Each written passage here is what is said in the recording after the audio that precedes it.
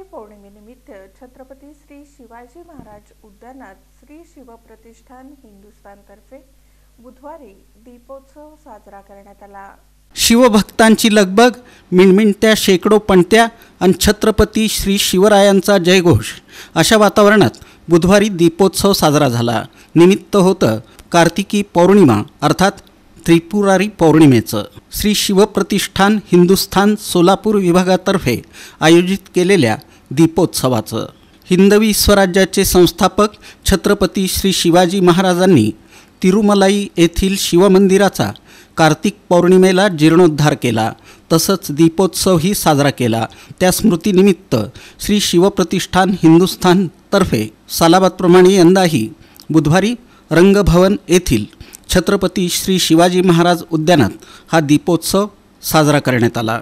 यावेळी संपूर्ण उद्यानात विविध ठिकाणी शेकडो पणत्या शिवभक्तांनी प्रज्वलित केल्या।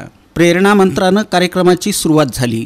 प्रारंभी हिंदवी स्वराज्याचे संस्थापक छत्रपती श्री शिवाजी महाराज यांच्या मूर्तीचं पूजन करण्यात आलं। त्यानंतर शेकडो पणत्या प्रज्वलित करून अत्यंत उत्साहात दीपोत्सव साजरा झाला। यावेळी आकर्षक रांगोळी रेखाटली होती। ध्येय मंत्रानं कार्यक्रमाची सांगता झाली।